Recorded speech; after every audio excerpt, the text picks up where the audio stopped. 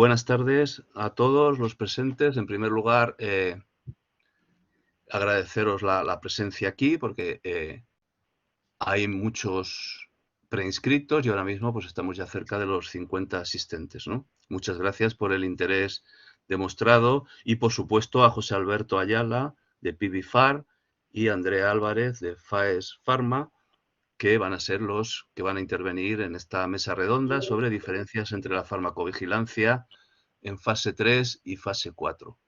Presentarme, yo también soy Luis Martín Arias, director del CESME. El CESME es el Centro de Estudios sobre la Seguridad de los Medicamentos de la Universidad de Valladolid, que es la institución que organiza este curso de farmacovigilancia. Es la 27ª edición del curso. Hemos cubierto todas las plazas disponibles, que son 30, porque no queremos masificarlo, queremos que la formación sea como hasta ahora, lo más estricta, rigurosa posible. Es decir, que ya tenemos casi 20 preinscritos, bueno, en lista de espera, porque no hacemos tal prescripción, en lista de espera para la próxima edición. Por tanto, estamos bastante contentos de, pese ya a los años que llevamos con este curso, pues la acogida que tiene. En esta 27 edición, y esto es importante para el tema de hoy, hemos incluido por primera vez un módulo nuevo, el número 14, con una tarea específica, un cuestionario y contenidos, por supuesto, sobre la farmacovigilancia en la industria farmacéutica. Esto demuestra nuestro interés desde el curso por movernos en este ámbito y ofrecer formación también en el ámbito de la farmacovigilancia en la industria farmacéutica. Ya sin más, voy a dar paso a Esther Navarro, que es el alma mater de todo esto. Ella es la administradora, tutora del curso, quien ha organizado esta mesa redonda, por supuesto miembro del CESME. Y entonces, sin más, y agradeciendo de nuevo a todos los presentes su interés por estar aquí, pues le paso la palabra. Cuando quieras, Esther. Muchas gracias, Luis. Yo vuelvo a dar gracias a todos por haber participado, tanto los alumnos o asistentes que están ahora mismo conectados, como los dos ponentes que vamos a tener, que es todo un lujo poder tener aquí entre nosotros. Y Luis, por supuesto, como director del curso, vamos, es todo estupendo. Pues nada, yo voy a proceder a presentar a los dos ponentes. Empiezo por la nueva, que es Andrea Álvarez Fidalgo.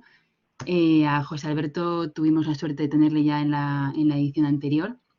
Y este año hemos conseguido hacer pues, una mesa redonda y juntar a estos dos expertos que yo creo que va a estar muy interesante. Andrea Álvarez es actualmente responsable del Departamento de Farmacovigilancia de FAES Pharma, es QPP Manager, que significa así en español como la persona cualificada, ¿no? Responsable para farmacovigilancia, corregidme si me equivoco. Es responsable local también de farmacovigilancia en España y ha trabajado como técnico de la EMS en el área internacional y de la Unión Europea, y anteriormente en Laboratorios Normand y Rovi, también en el Departamento de Farmacovigilancia. Así que estupendo tenerla entre nosotros. Y José Alberto es un consultor también experto en el campo de farmacovigilancia, es fundador y CEO de PBFarm, que es una empresa española de servicios de farmacovigilancia. Tiene experiencia tanto por parte de la agencia reguladora, de la Agencia Danesa del Medicamento, como de la industria farmacéutica, donde ha sido responsable de sistemas relacionados con farmacovigilancia, bases de datos y transmisiones electrónicas de reacciones adversas. Y además de su trabajo diario como consultor, es un entrenador de cursos de formación desde el año 2003. Y es responsable local de farmacovigilancia en España para compañías farmacéuticas.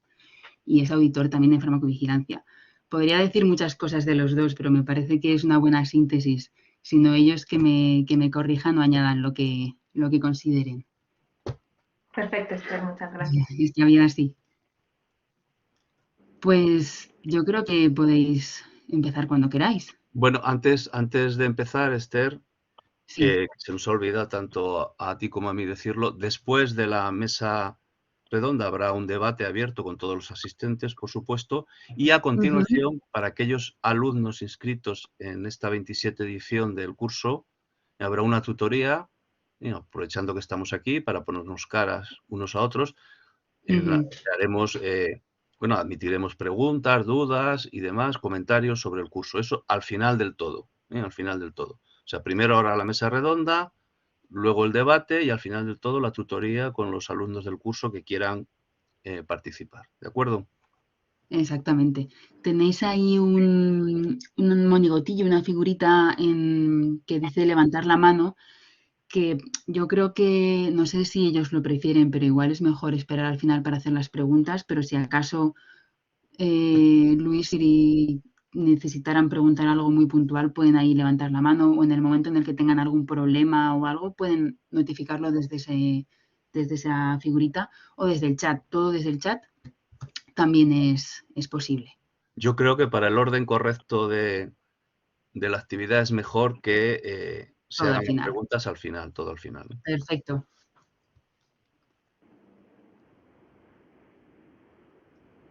Pues podéis empezar si queréis ya, ¿verdad, Luis?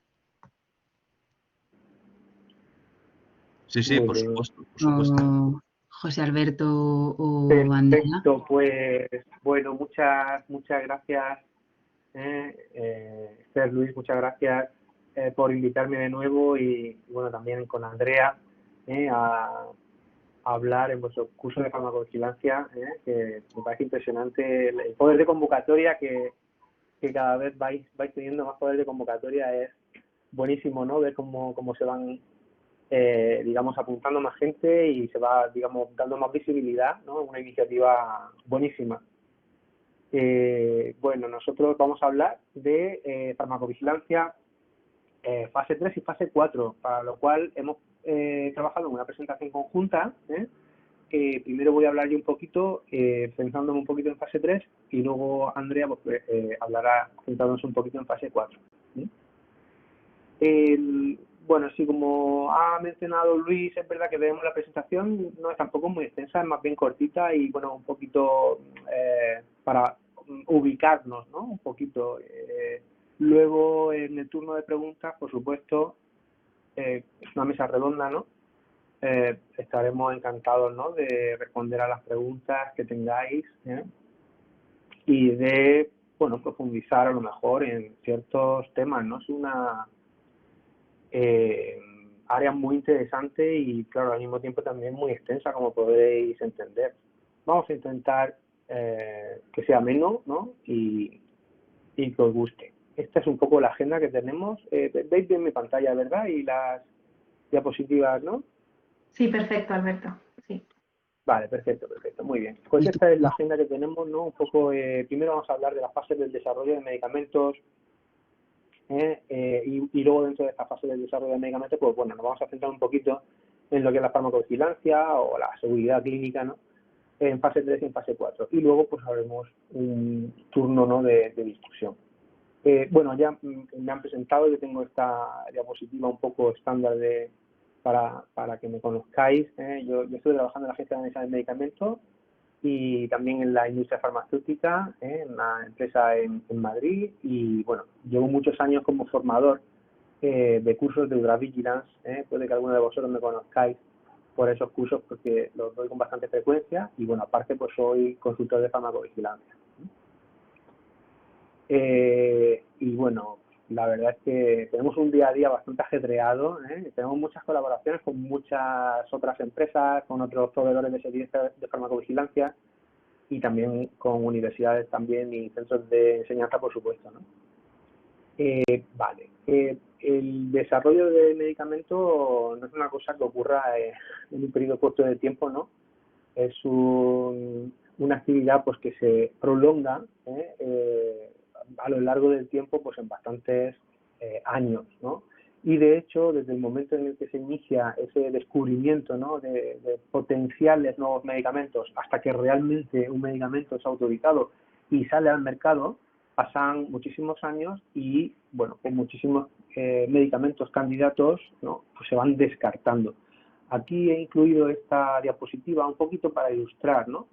cómo a lo largo del tiempo, en el inicio, digamos, de la investigación y del desarrollo clínico, tenemos un número muy alto de moléculas que son candidatas a ser potenciales medicamentos y que poco a poco, conforme vamos avanzando en el desarrollo clínico, el desarrollo no clínico y el desarrollo clínico de las primeras etapas, si os fijáis, poco a poco se va reduciendo el número de potenciales candidatos, ¿no? Si os fijáis, aquí empezamos a lo mejor con 8.000 moléculas y aquí terminamos con aproximadamente 5 que al final pueden llegar realmente a convertirse, de estas 5 se descartan 4 en un fármaco, ¿no? Para que os hagáis un poco la idea de la complejidad que lleva esto. Al mismo tiempo, si os fijáis, la exposición que se realiza en sujetos, ¿no? que se inicia aquí en el desarrollo clínico, ya tras el desarrollo no clínico, pues poco a poco también va aumentando, ¿no? O sea, cada vez pues se van exponiendo más sujetos, ¿no?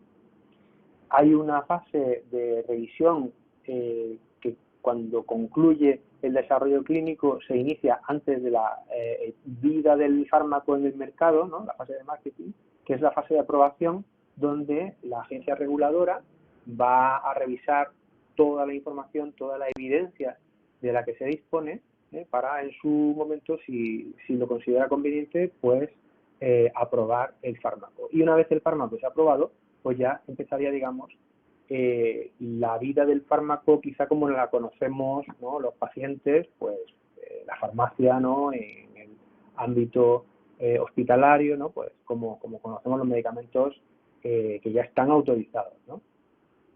Aquí la exposición, lógicamente, en sujetos pues va a ser muchísimo mayor que esa exposición que se produce en el desarrollo clínico. Bueno, un poco para ilustraros, y simplemente como anécdota, yo he querido poner esta diapositiva porque hace muy poquito, hace un par de meses, tuvimos la Noche de los Investigadores, la Noche Europea de los Investigadores, y conjuntamente con distintas instituciones de la universidad desarrollamos un juego de la OCA del desarrollo de fármacos, ¿no? Que, bueno, en realidad incluye, digamos, las distintas etapas del desarrollo de fármacos, la preclínica, la clínica, las distintas fases de la clínica y luego la fase de aprobación hasta que el medicamento, digamos, es autorizado. Y la intención, digamos, de este juego, que fue desarrollado por científicos de la Universidad Autónoma de Madrid y de la Universidad de Almería, con colaboración de TIDISPAR, pues fue un poco eso, ¿no? Mostrar a la gente que participa en la Noche Europea de los Investigadores, que es una noche abierta, ¿no? De la complejidad realmente que tiene, ¿no? El desarrollo de un fármaco y de lo complejo y costoso, ¿no? Y no solamente en términos de dinero, sino también de tiempo, ¿no? Y de esfuerzo humano que lleva desarrollar un medicamento y que ese medicamento salga al mercado, ¿no? Una iniciativa interesante, ¿no? Porque realmente cuando uno habla con la gente de la calle, ¿no? Pues es verdad que a la gente se sorprende, ¿no? De lo que tarda, digamos, y lo que cuesta, ¿no? Desarrollar un medicamento. Bueno, en fin, cuando llegamos a la fase 3, después de muchísimos años de desarrollo del medicamento y cuando ya se han expuesto un pequeño número de pacientes, ¿no? La fase 3, digamos, es una fase muy importante porque aquí realmente es donde encontramos esos ensayos clínicos que van a ser los que realmente proporcionen toda la evidencia, tanto en términos de beneficio como de riesgo, balance beneficio-riesgo, ¿no? Esto es muy importante. Cuanto más tiempo pasa el producto en el mercado, se va a conocer también mejor su perfil de seguridad. Aquí podemos ver, esto está ilustrado en una balanza, ¿no? Cuando el ciclo de vida del producto va avanzando, es decir, pasa más tiempo el producto, ¿no? Pues más evidencia tenemos, más conocimiento realmente tenemos de su perfil de seguridad. Cuando el producto es autorizado, en el momento de la autorización, es verdad que todavía hay mucha información que se desconoce, ¿no? Y conforme va pasando más tiempo en el mercado y se van exponiendo más pacientes, se van recibiendo más reacciones adversas, pues ya el perfil de seguridad pues es más conocido y quedan menos eventos, ¿no? O menos situaciones desconocidas, que lógicamente todavía quedan. Y un ejemplo muy claro es el tema de las vacunas del COVID, ¿no? O sea, cuando las vacunas del COVID se empiezan a utilizar de una manera tan extensa en la población, pues claro, se empiezan a observar situaciones que hacen plantearnos un poco la seguridad del medicamento. Afortunadamente, a día de hoy, las vacunas pues han demostrado que están siendo seguras, ¿no? Pero es verdad que día a día se va conociendo más ese perfil de seguridad en las vacunas, ¿no? Y igualmente pasa con todos los medicamentos que son autorizados. Es muy importante enfocarse en lo que se conoce como detección de señales de farmacovigilancia, ¿no? Bueno, el término de detección de señales se utiliza más quizá en el contexto de la farmacovigilancia en sí, ¿no? Pero bueno, también un concepto similar, ¿no? O un planteamiento similar se utiliza también en el desarrollo de medicamentos. Tenemos unas limitaciones muy grandes, ¿no? En el momento del desarrollo clínico del medicamento. Tenemos, por ejemplo, un sesgo de selección en los ensayos clínicos anteriores a la comercialización, pues no incluyen todo tipo de pacientes. Existen, por ejemplo, un número limitado de sujetos que están expuestos al medicamento. Existen, por ejemplo, unos subgrupos de pacientes que no van a estar expuestos al medicamento por distintas razones, incluso también por razones éticas puede ser, por ejemplo, niños, ancianos, pacientes que tengan ciertas dolencias, como por ejemplo insuficiencia renal, insuficiencia hepática, ¿no? Por seguridad, pues a lo mejor no se incluyen en el ensayo clínico. Tampoco existe información sobre el uso no autorizado, que también se conoce como uso off-label, ¿no? O sea, cuando un medicamento está en el mercado, es posible que un médico decida utilizarlo para un uso que realmente pues no está utilizado, ¿no? Eso se permite. Sin embargo, claro, en el desarrollo clínico esta situación pues no se da, ¿no? Y lógicamente, pues bueno, pues las numerosas interacciones que pueden ocurrir cuando un medicamento es utilizado en la vida real, ¿no? Dentro de un contexto real, ¿no? En general, hablamos y decimos que los pacientes de un ensayo clínico son buenos representantes de una enfermedad diana, la que estamos utilizando, ¿no?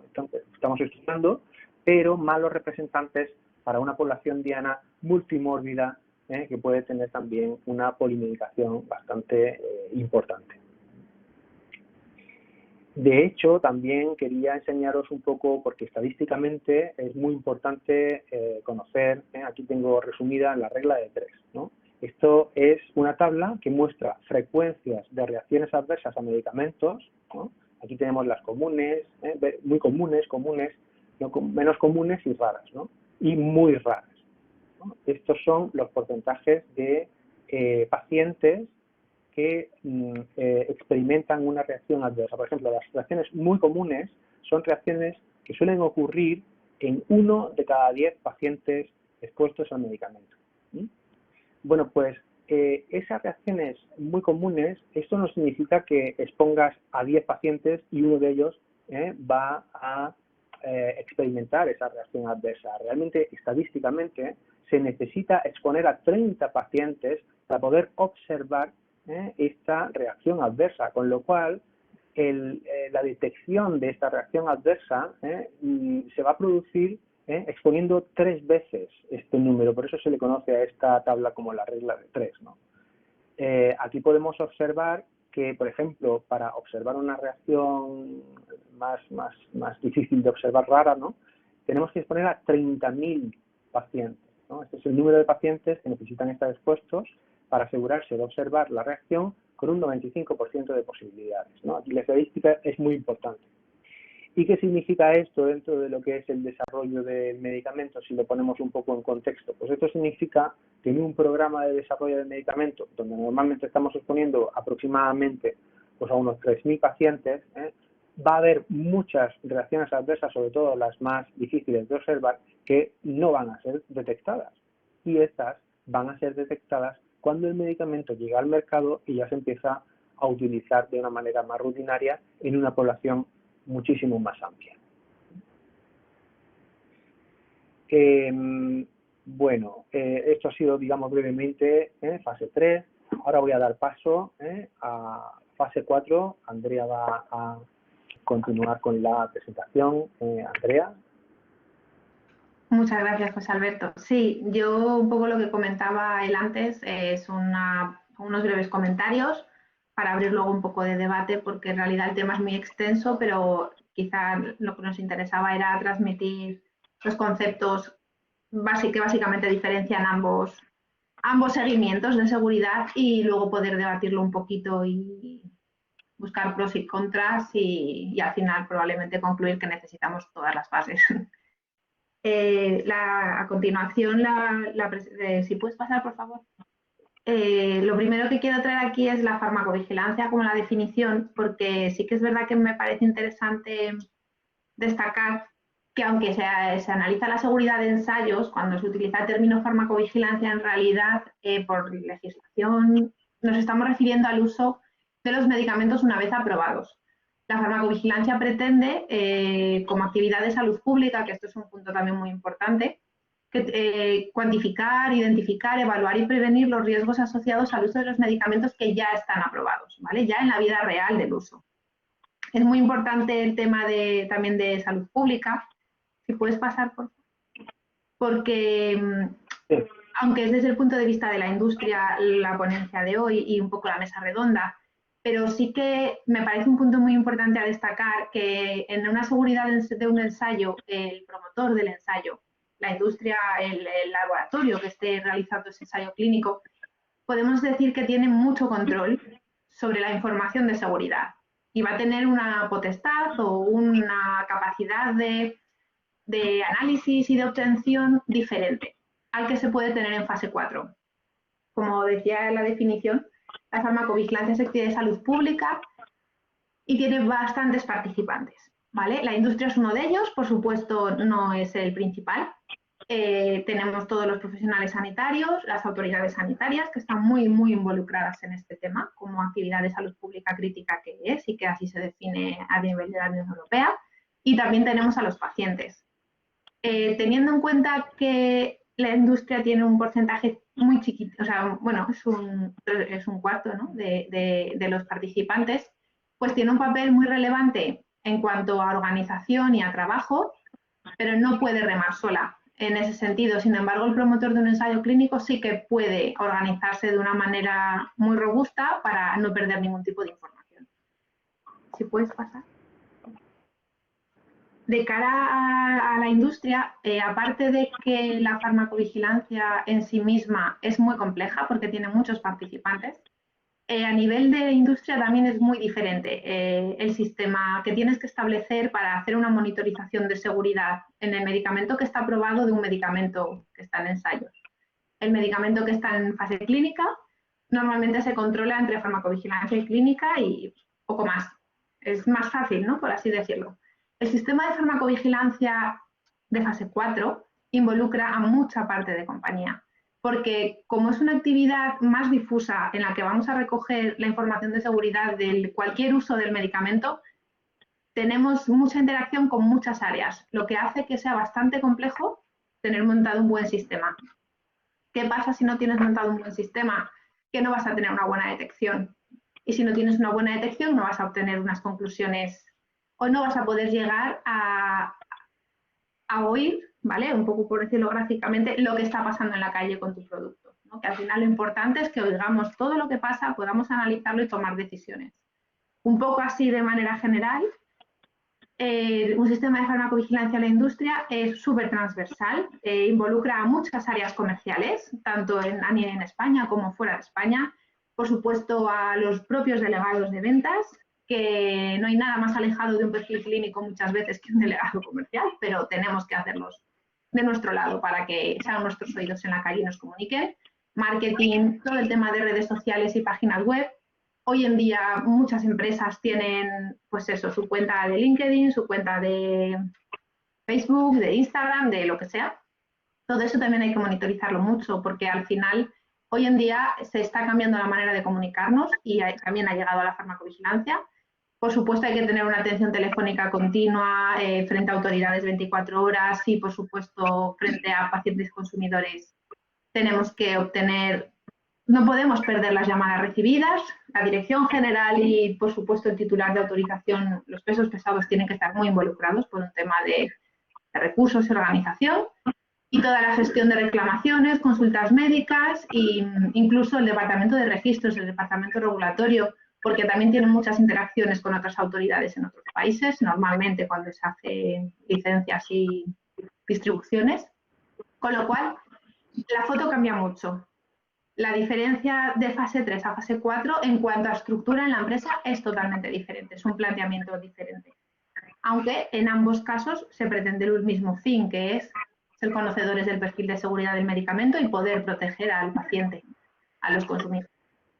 Y si pasas, por favor, José Alberto.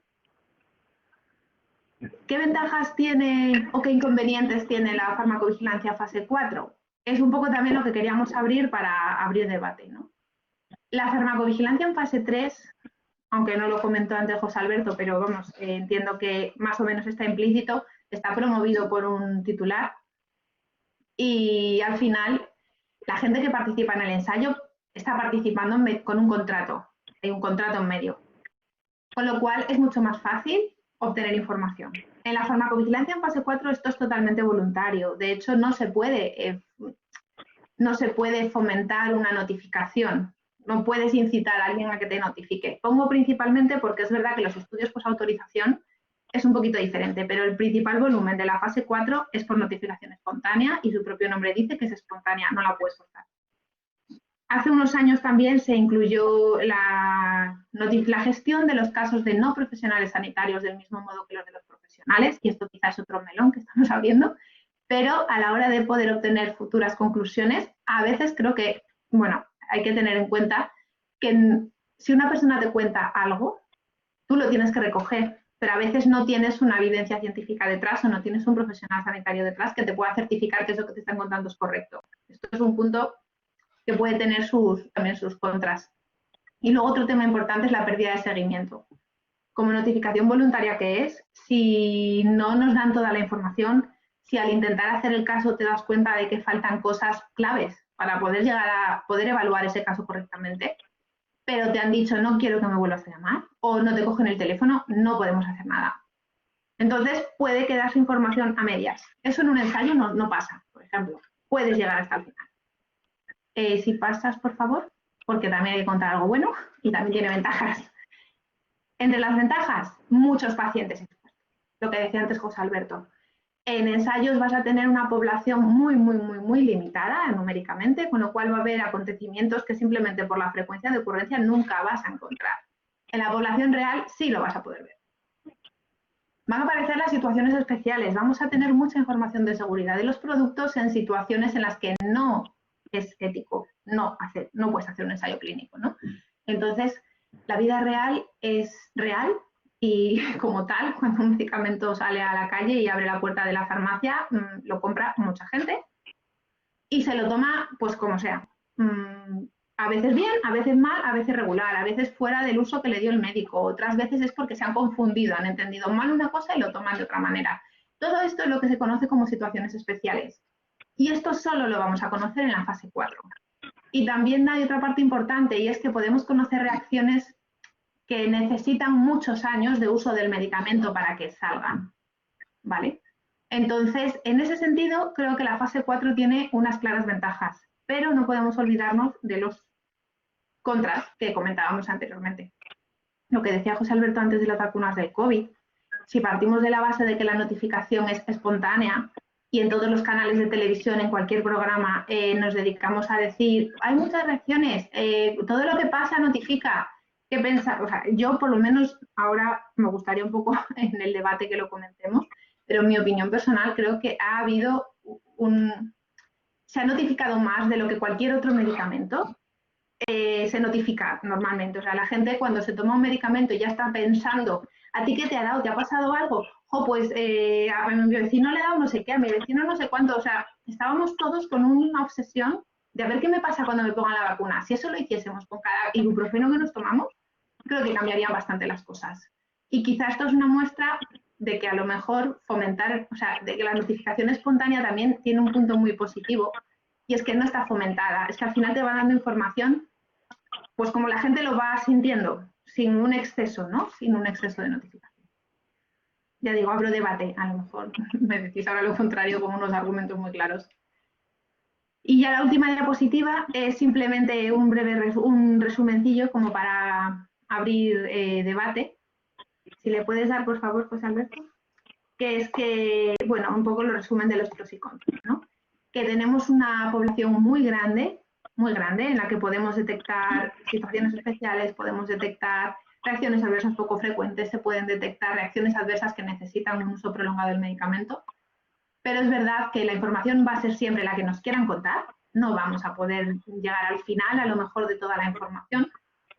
Y también hay un tema importante a la hora de analizar lo que decía José Alberto del tema de detección de señales, cuando estamos hablando ya de un análisis posterior.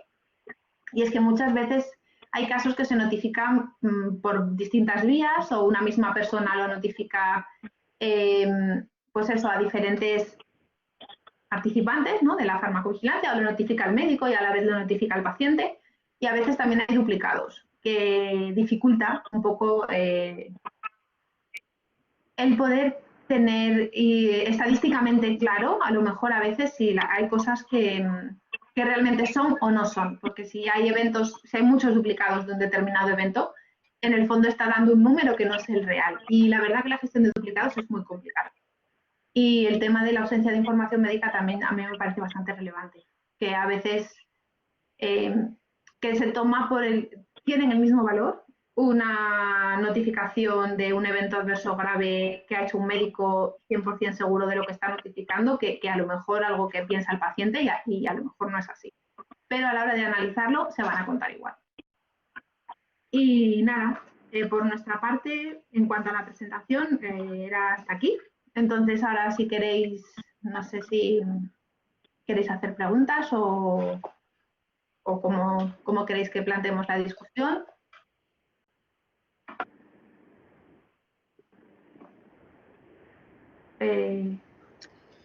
Pues mira, ahora Jorge está levantando la mano, que a lo mejor quiere hablar.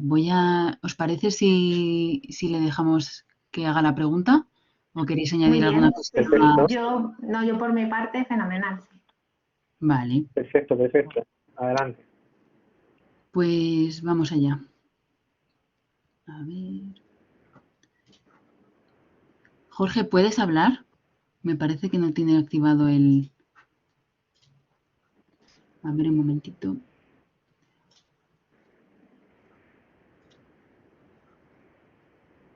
Vale. Jorge, puedes activar ya tu micrófono, ¿vale? A ver. Si deseas hacer la pregunta... Vale, ya estoy, creo que ya estoy. Hola, buenas tardes. Hola, buenas tardes.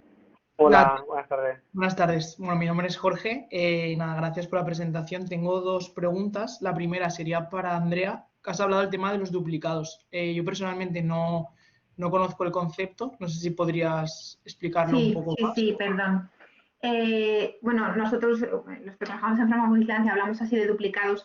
Esto lo que significa es que siempre que se va a introducir un caso en una base de datos de seguridad, tienes que hacer una búsqueda exhaustiva para asegurarte de que no estás incluyendo el mismo caso que ya tenías, ¿no? ¿Qué pasa? Que esto no es fácil siempre de detectarlo, porque si a lo mejor tú tienes un caso de anemia en mayo que te reportó un paciente, ¿vale? Tú solo sabes eso porque los datos personales no aplican. Entonces tienes anemia mayo, un paciente, mayo 2022, y luego el propio médico te lo comunica, ¿vale? Y a lo mejor también pone anemia mayo 2022, pero como los notificadores son diferentes, no lo puedes dar porque sea el mismo caso, pero a lo mejor estás incluyendo dos anemias con tu producto y en realidad es la misma, porque una te la ha contado el paciente y otra te la ha contado el notificador.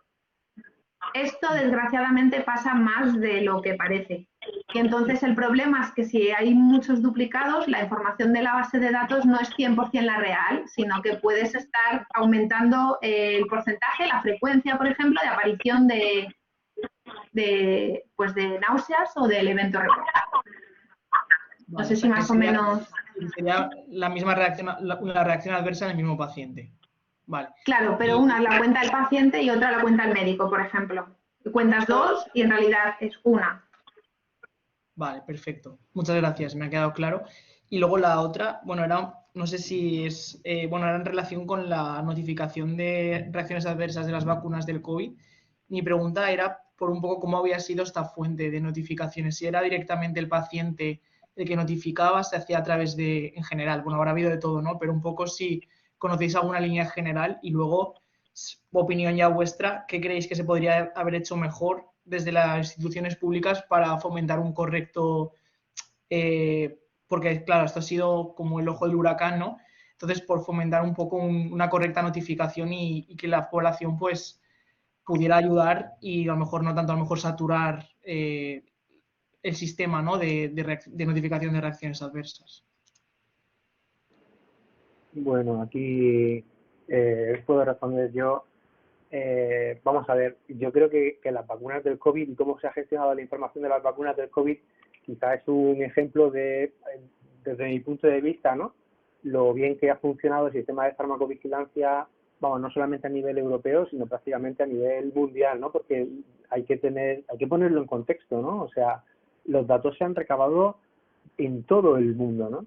Si nos centramos un poquito en España, nosotros tenemos la red de farmacovigilancia, el Servicio de Farmacovigilancia Español, incluye la posibilidad de realizar notificaciones de reacciones adversas por innumerables canales. Por ejemplo, los pacientes, que son quizá la mayoría de las reacciones adversas que han llegado han sido a través de pacientes, han podido notificar de manera online, ¿no? Porque hay distintas páginas web, ¿no? Donde los pacientes se pueden conectar y pueden hacer sus notificaciones. Luego, los profesionales sanitarios tienen también la obligación, ¿no? De que si reciben información sobre un efecto adverso, pues deben notificarlo, ¿no? Es una de sus responsabilidades también, ¿no? Con lo cual, no solamente los farmacéuticos, también los médicos, pues han notificado también numerosas reacciones adversas. Y luego, en particular, aquí hay que también tener muy en cuenta toda la labor que ha realizado la Agencia Española del Medicamento. En la Agencia Española del Medicamento ha ido sacando de manera periódica los informes sobre la seguridad de las vacunas. Esos informes son públicos y están accesibles en la página web de la AEMS. Y ahí, bueno, estadísticamente yo he utilizado muchos de los datos de los informes para luego estudios que hemos nosotros realizado, ¿no? Se ve, por ejemplo, por la cantidad de reacciones que se han recibido en España, hay un análisis poblacional, un análisis de los eventos adversos que se han recibido, están muy interesantes. Yo os invito a que visitéis la página web de la AEMS y busquéis esos informes sobre seguridad de vacunas porque son, desde mi punto de vista, fantásticos. Muchas gracias por la... Creo que además Mariano Madura sí, muchas gracias. Está entre nosotros ya. Ha incluido precisamente un link a posiblemente sea uno de los últimos informes de vacunas de COVID al cual estoy recibiendo. Muchas gracias, Mariano.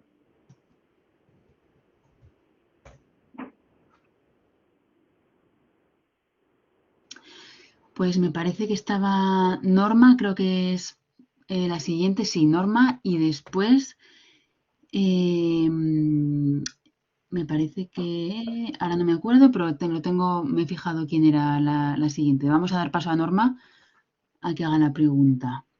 Vamos allá, Norma, que te doy el permiso.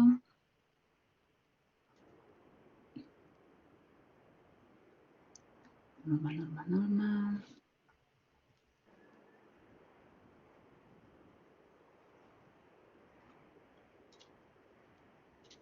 Vale, ya puedes, Norma. Activa tu micrófono si puedes. Listo. Perfecto. Hola. Vale. Hola, muchas gracias a todos por la presentación. Yo tenía una pregunta sobre lo que dijiste, que había como un exceso de sobrenotificación. Entonces, mi pregunta es, ¿cuál sería el problema de tener una sobrenotificación? Porque como que siempre hemos pensado que la gente en realidad notifica poco. Se toma algún medicamento, pero en realidad no lo notifica porque no lo considera importante. Entonces, en este caso, entiendo que en las vacunas es fácil calcular la tasa porque la vacuna se estaba poniendo prácticamente a toda la población, pero ¿cómo te das cuenta que es una sobrenotificación cuando no tienes el denominador? ¿Cómo cuál es el denominador que ponemos para saber que Sí, está a ver, notificando más de lo normal? sí, a ver, efectivamente, no digo sobre notificación como con un dato concreto de a partir de X% es más, pero sí que el tema de notificación de vacunas COVID hizo que llegasen muchísimos más casos de lo habitual, desde luego para un único medicamento, y es más, incluso desplazó la notificación de otros principios activos. En realidad no sé decirte el dato concreto porque no lo sé, pero sí que es cierto que hubo mucho... yo tampoco trabajo en una empresa que tenga vacunas COVID, pero seguro que los que estuvieron en esos departamentos me podrían dar datos y sería bastante relevante. El caso es que me refiero a que se notificó más de lo normal simplemente porque el tema se gestionó de una manera diferente a la normal. De manera normal no se está comunicando todo continuamente a la población general que tiene que notificar reacciones adversas. Y sin embargo, con el tema del COVID se estuvo meses hablando de la farmacovigilancia cuando no se había hablado en nunca. Y al final, efectivamente, sí que hubo un repunte en las notificaciones. Entonces, no sobre notificación quizá no es la palabra adecuada, pero el proceso de notificación espontánea ahí sí que se vio fomentado. De hecho, uno de los principios de la farmacovigilancia es que tú no puedes preguntarle a un paciente directamente, oye, ¿qué tal? Si alguien te llama para una consulta médica, por ejemplo, ¿cómo se toma el ibuprofeno? Yo qué sé, ¿qué dosis le tengo que dar al niño? Tú le respondes la consulta médica, pero no le puedes decir, bueno, y si le pasa algo y le ha pasado algo, se lo ha tomado más veces y han tenido náuseas, porque estás incitando a la persona que te dé un dato.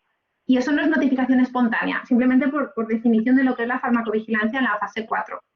A diferencia de la fase 3. En la fase 3 sí que el investigador tiene que decir, tiene que preguntarle, ¿usted se ha encontrado bien y le ha pasado algo? Ahí sí que como que vas un poquito más buscando. No sé si esto responde a lo que me comentas. No me refiero a una sobredosificación de que haya un porcentaje a partir del cual sea sobre, pero sí se salió de lo normal.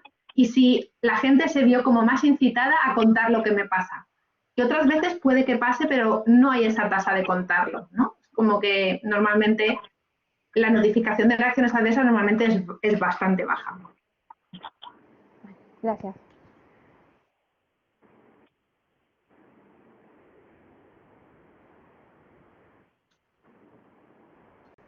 Muy bien, muchas gracias, Andrea, por tu respuesta.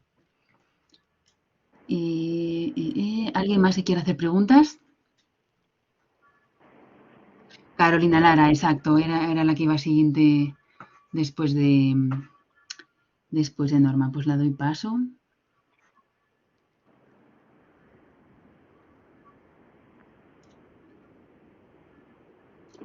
Vale, ya puedes, Carolina. Hola, buenas tardes o buenas noches con todos.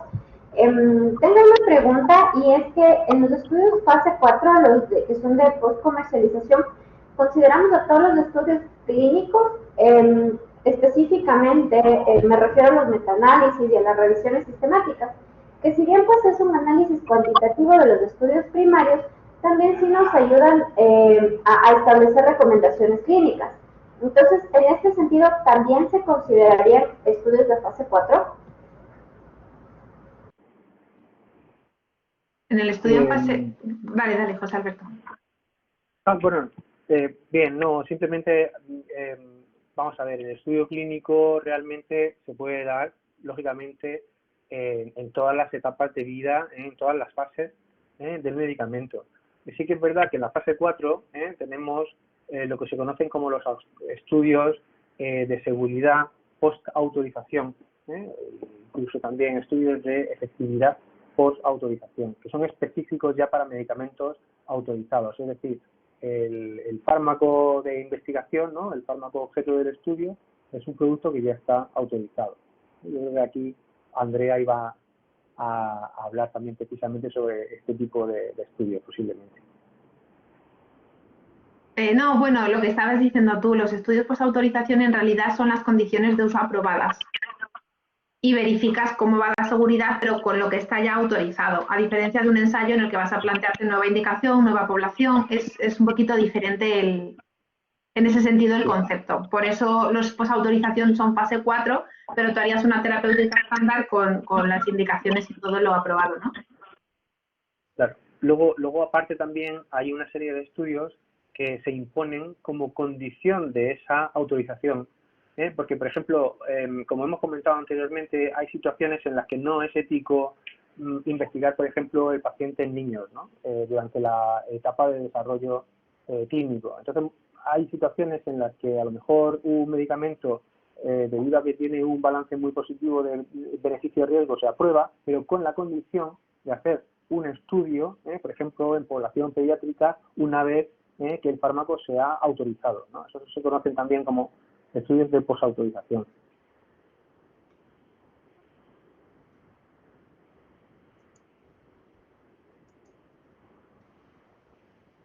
Muchas gracias, José Alberto.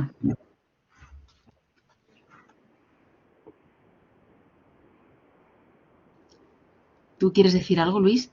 Sí, quería decir que aquí hemos encontrado un punto muy interesante del debate, sobre todo si lo vemos desde fuera de la industria farmacéutica.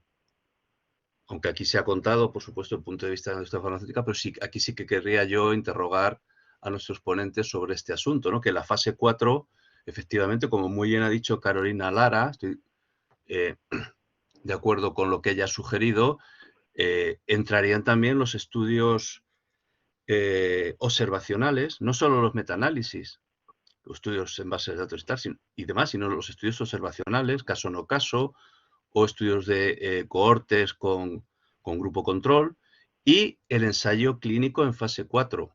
Ya sé que esto no es un cometido específico de la industria farmacéutica, pero es muy interesante ver cómo ahí se puede encontrar la colaboración entre la industria farmacéutica, los grupos de investigación en las universidades, por ejemplo, o la propia administración. Y pongo un ejemplo muy claro.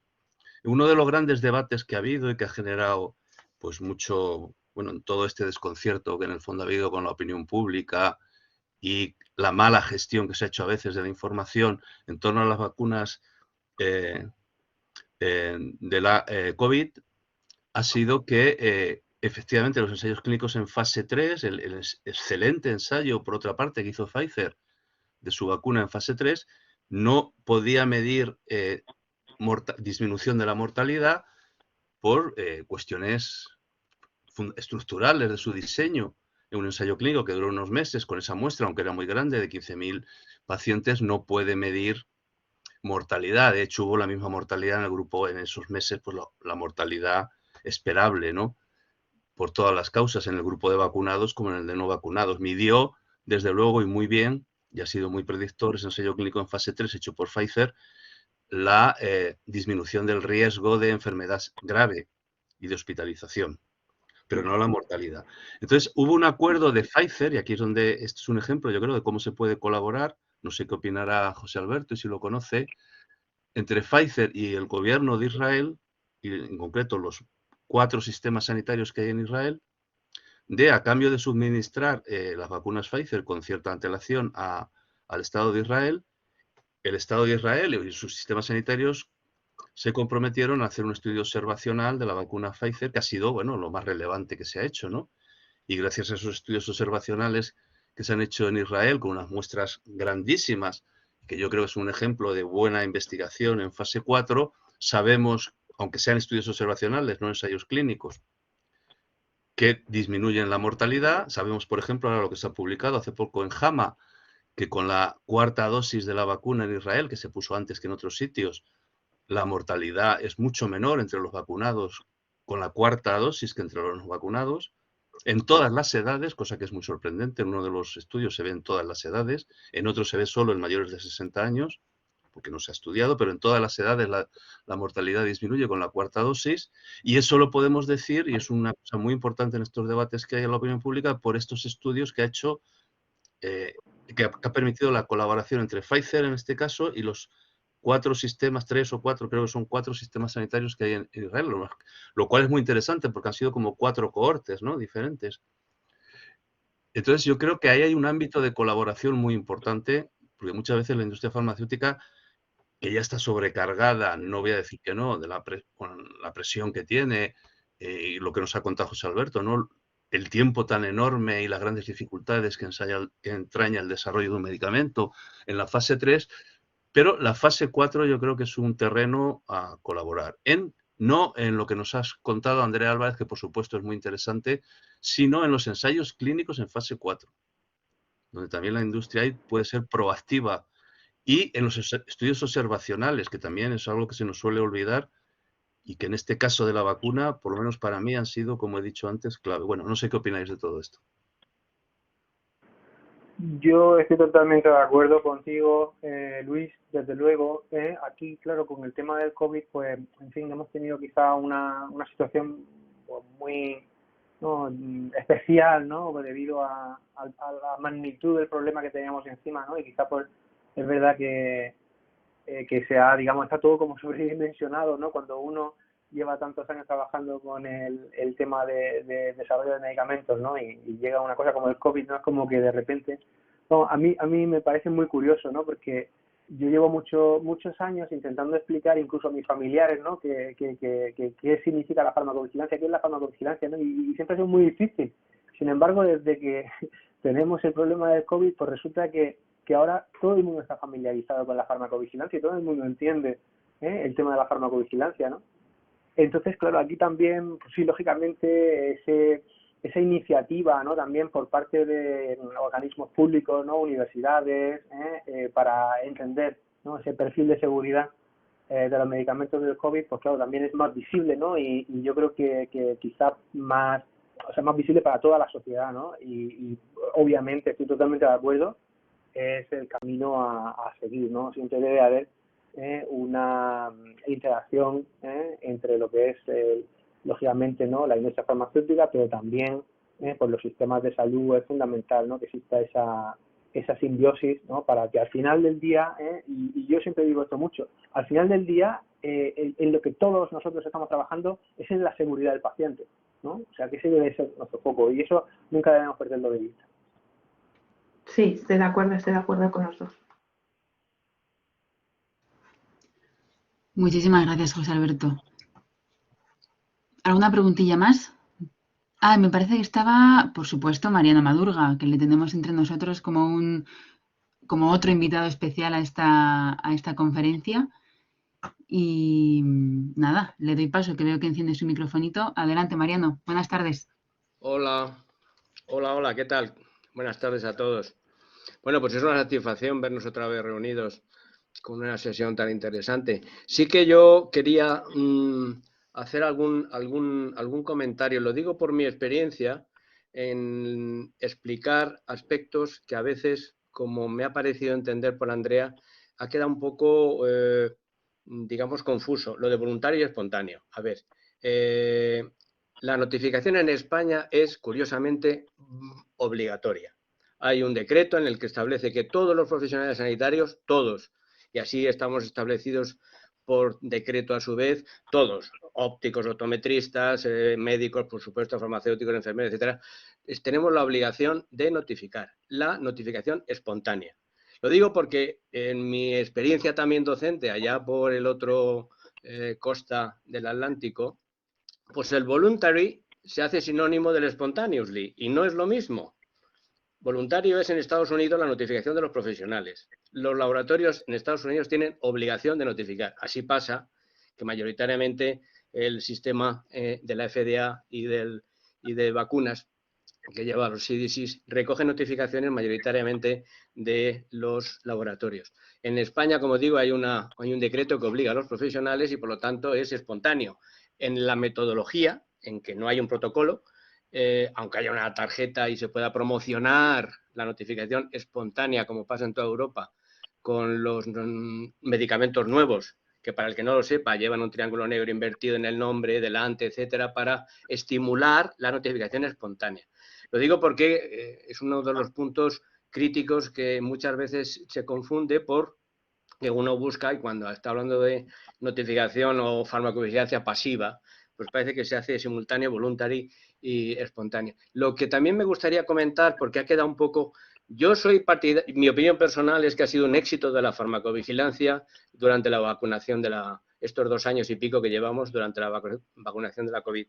Aparte del informe, que es el 17, como todas las agencias europeas han estado emitiendo, y os invito a consultar, también por aquello que se ha comentado de que ha habido mucha notificación, gracias a Dios, de los ciudadanos, por ejemplo en Madrid, no sé en otros servicios de salud, toda la vacunación que hemos tenido de COVID se nos daba un papelito con la fecha, el lote de la vacuna recibida y una mención abajo, si usted nota algún efecto, notifíquelo a ese sistema universal que tenemos en España electrónico que es notificaram.es, tanto para pacientes como para profesionales. Eso lógicamente ha motivado el qué, por lo que he estado viendo mientras en una información que también os invito, que es el informe anual del año 2021, que sí está terminado, del Sistema Español de Farmacovigilancia. Bueno, pues de ahí os he sacado lo siguiente. El año 2021, el 67% de las notificaciones recibidas fueron relacionadas con acontecimientos adversos a las vacunas. Nada más que 55.000 casos en España, de un total de 81.000. El año 2022, el último informe 17, vamos acumulando 80.000 casos notificados, una vez limpiados los duplicados, que como bien se decía anteriormente, pues porque hoy en día nos podemos encontrar con el farmacéutico, el médico, a lo mejor de urgencias y luego el de familia y luego el paciente. Y ojo, según me comentaban mis compañeros, hay que entrenar mucho a los pacientes porque ha habido un problema, que es que los pacientes no entrenados notificaban cada síntoma en una notificación, con lo cual se ha multiplicado, como estamos comentando. El cómputo final en este informe 17 habla de que las recibidas, 65% de los casos se han recibido de profesionales sanitarios, directamente o a través de la industria, y el 35% son notificaciones de pacientes. Yo creo que eso, como digo, creo que ha sido un buen bautizo, o como se dice, de fuego, con la entrada de los ciudadanos en la notificación. Lo que hace falta es seguir manteniendo la distinción entre lo que es la farmacovigilancia y que de alguna forma, bueno, pues yo creo que el entender, y termino, quizás prueba de la eficacia de esta notificación de pacientes sea precisamente la última nota que a nivel europeo se incorporó, sobre todo con las vacunas de ARN mensajero, salió en octubre, creo, la nota sobre la incorporación de un riesgo comprobado, aunque bueno, de alguna forma por los datos notificados, de sangrado menstrual en mujeres. Esos prácticamente han sido casos notificados por, lógicamente, las mujeres, las ciudadanas que habiéndose vacunado han relacionado, y gracias a esa notificación abundante, a lo mejor, por supuesto, yo creo que nadie va a notificar una falsa alteración menstrual. Quiero decir que también se puede falsear las de los médicos. Es un tema que también es un mito. Cuando hablas de la notificación de pacientes, dices, bueno, es que se lo pueden inventar. Yo, con toda mi modestia, también un profesional sanitario puede inventar algo, ¿no? Entonces yo creo que le damos por cierto, yo creo que es un hecho para felicitarnos entre todos. Y por supuesto a vosotros por la charla. Gracias. Muchas gracias, Mariano.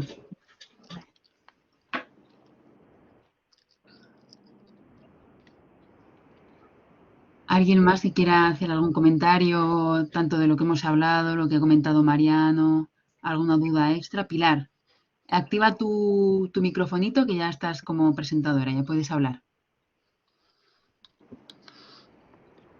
Estupendo. Buenas tardes a todos y enhorabuena por esta charla tan interesante.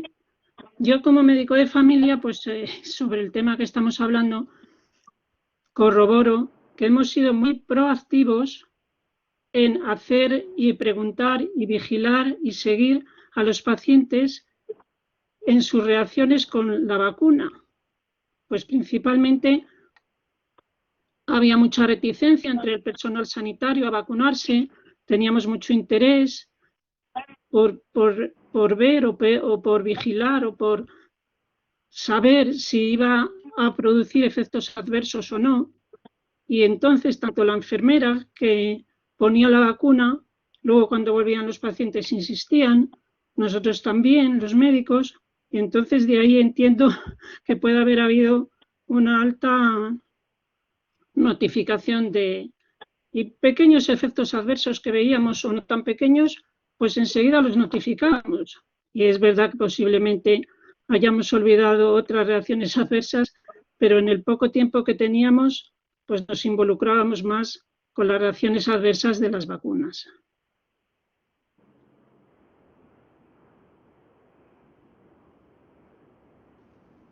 Vale, muchas gracias por la aportación. De nada.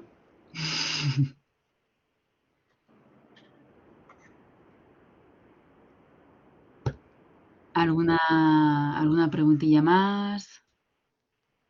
¿Algún comentario?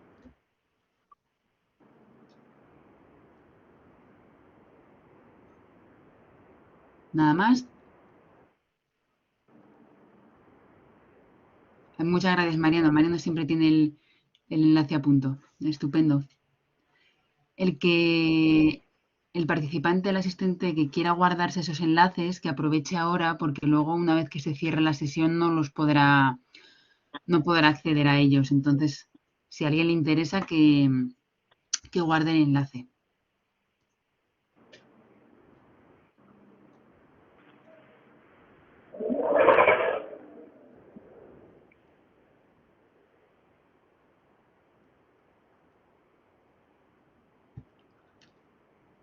¿Nadie más quiere comentar? Ay, muchas gracias. AC nos da las gracias por la presentación.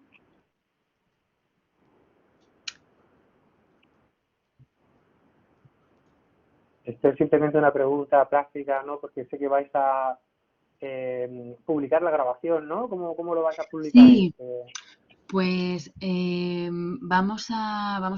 esto está siendo grabado y esta grabación la vamos a subir a nuestro canal de YouTube. Que mira, puede ser buena idea ponerlo aquí en este momento para que la gente pueda...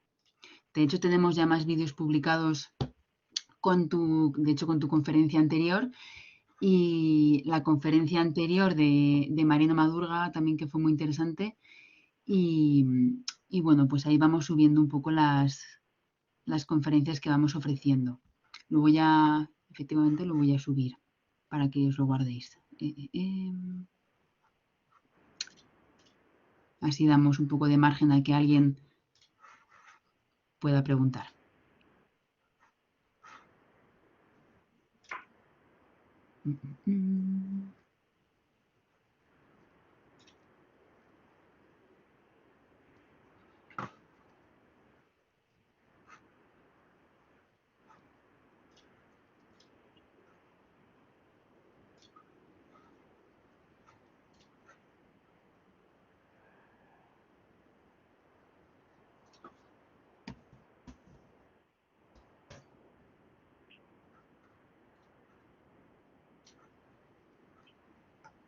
A ver.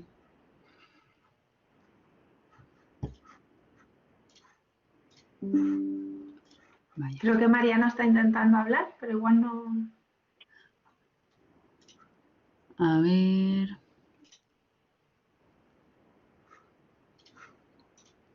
Yo creo que...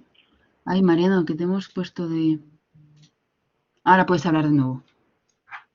Claro, es que no tenía el icono del micrófono. Yo estaba hablando, pero no, perdona, que me estaba acordando. No sé si también sería interesante, lo habéis comentado y Luis ha insistido en ese detalle. Farmacovigilancia y fase 4, como bien decía, es muy importante y cada vez más, y parece ser que con los real world data también se va a incentivar todavía más, tanto para regulación como para farmacovigilancia, los estudios observacionales. Lo digo por si alguno de los presentes está interesado y lo desconoce, sería bueno recordar que España creo que es de los pocos países, por lo menos de la Unión Europea, que ha regularizado la realización de los estudios observacionales. Y recientemente, creo que fue el año pasado o el 2020, cuando salió un decreto nuevo con respecto a los estudios observacionales para realizar en fase 4 con el fármaco ya en uso. Con lo cual, Voy a intentar localizar quizás la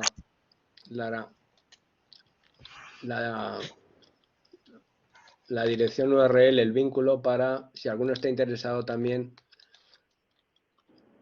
en cómo todo hoy en el ámbito europeo, que curiosamente es particular porque hay una regulación europea en investigación clínica que incluye tanto los ensayos clínicos como los de estudios observacionales con el producto ya, el medicamento ya comercializado, y que en cualquier caso, como digo, puede ser de interés el conocer con respecto a este tipo de legislación española, que no europea.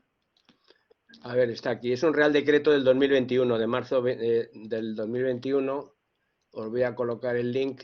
Este es la dirección del BOE del decreto para realización de estudios observacionales. Nada más.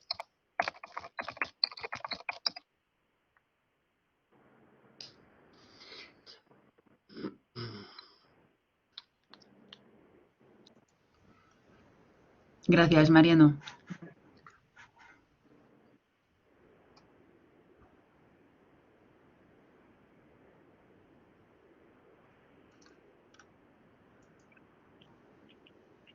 Puedes hablar, Luis, si quieres. Gracias, Esther. Yo es que levanto la mano para que tú me des paso. Vale. Muy importante esto que nos ha dicho Mariano Madurga. Yo insisto una vez más que aquí encontramos el punto de conflicto, pero cuidado, también de encuentro, de posible encuentro y de posible proyección hacia el futuro. Desde mi punto de vista, no sé si estoy simplificando mucho, la industria farmacéutica es proactiva totalmente en la fase 3, los ensayos clínicos en fase 3. De hecho, los grupos de investigación raramente podemos acceder por nuestra cuenta a ese tipo de estudios, más allá de colaborar con la industria farmacéutica, que es la que debe promoverlos, porque así está la legislación, y la que lo promueve, donde ahí efectivamente se estudia sobre todo la eficacia clínica, pero se recogen los primeros datos que son fundamentales para la ficha técnica, no nos olvidemos, de reacciones adversas, en la fase 3.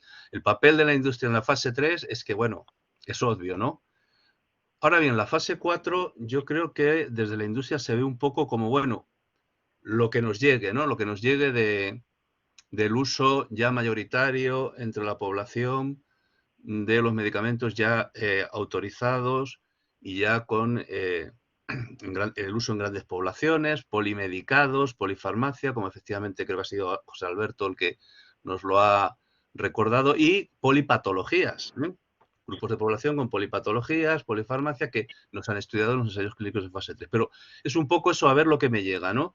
Entonces, claro, ya sé que eso ya es mucho, y como muy bien ha señalado Andrea Álvarez, yo creo que ha sido muy interesante oírla, ¿no? Escucharla, porque es el punto de vista de que en un momento determinado esto incluso puede desbordar la capacidad de muchos laboratorios y demás, porque se están notificando acontecimientos adversos, que eso no lo olvidemos. Con las vacunas se ha pedido, quizás por primera vez, a la población que notifique acontecimientos adversos, no siquiera sospechas de reacciones adversas. Cualquier acontecimiento adverso que se ha producido después de la vacuna, con la falacia de que algo que viene después puede estar relacionado con lo que viene antes, que son simples acontecimientos, esto puede desbordar a los laboratorios, y yo creo que ahí Andrea pues nos lo ha descrito bastante bien. Pero, insisto, a pesar de eso, yo creo que los estudios observacionales y sobre todo los ensayos clínicos en fase 4, que son muy costosos, porque como muy bien ha explicado José Alberto, ya tienen que incluir grandes poblaciones, grandes muestras a lo largo del tiempo, como los que ha promovido la OMS o algunos gobiernos.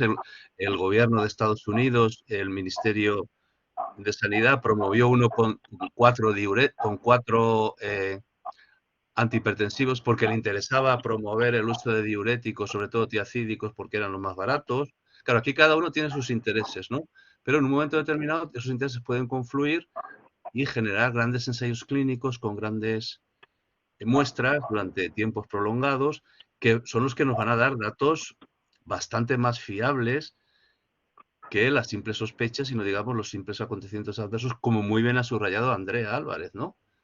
Pero claro, es que para salir de ese impasse, solo podemos salir de ahí si entre todos promovemos grandes ensayos clínicos en fase 4, ¿no? Que sería aquí como no sé, como mi mensaje final, ¿no?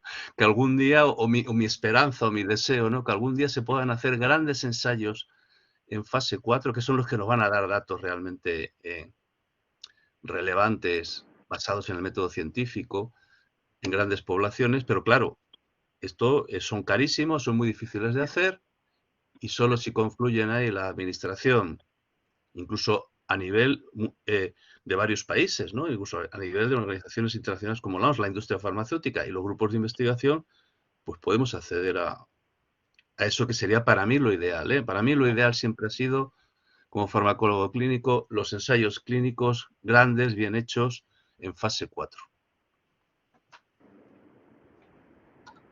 Sí. Bueno, no sé qué opináis los Sí, ponentes. yo creo que sí, creo que efectivamente sería la situación ideal con una gran población diversa y se obtendría muchísima información, efectivamente.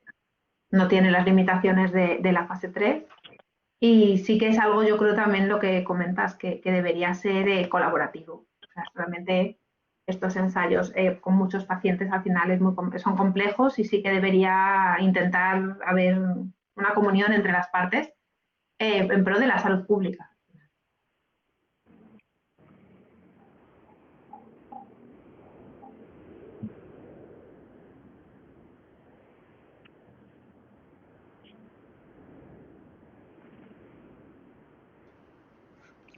Muchas gracias, Andrea, y muchas gracias, Luis, por el comentario.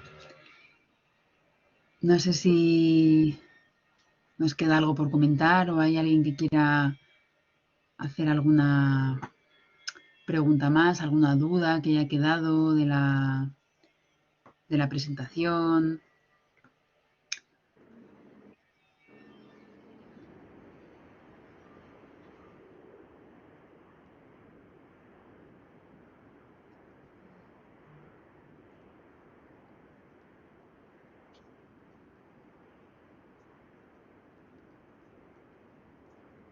Me parece que ya no.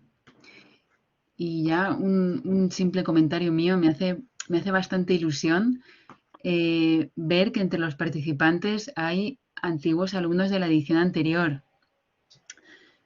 Así de nombres hay alguno por ahí que reconozco, aparte de los alumnos de esta edición, que, mira, pues han seguido el contacto. Espero que les haya gustado. Espero que os haya gustado a todos la reunión, la conferencia, la mesa redonda, el debate, todo lo que hemos hablado. Que en el fondo lo hemos hecho con esa finalidad, que buscar un poco esa interacción que a veces con redes sociales, con el cursos online, todo esto a distancia, se pierde un poquito este contacto, aunque sea virtual, que yo creo que también es importante. Gracias, Erika, que nos dice que le ha resultado interesante. Bueno, pues agradeceros enormemente, de verdad. Creo que es interesantísimo el haberos escuchado, porque habláis desde la trinchera, digamos, en muchos asuntos que estáis ahí en el día a día peleando y tal, y eso da mucha riqueza a los que quizás estamos ahí en nuestro despacho con bases de datos y dando clases y tal, pero que es otra perspectiva, ¿no? Muchísimas gracias, Andrea, José Alberto. Como ha dicho Esther, esto se va a poner en el canal de YouTube, que tenéis ahí el enlace.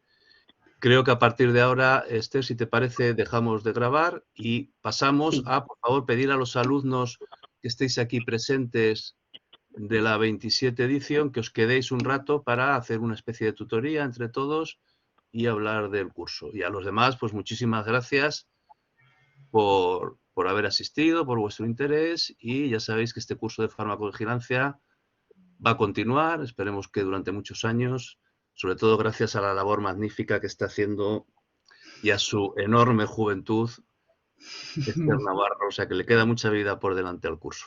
Muchas gracias a todos. Muchas gracias a todos, muchas gracias, Luis. Gracias a todos. Un abrazo. Muchas gracias. Muchas gracias a todos.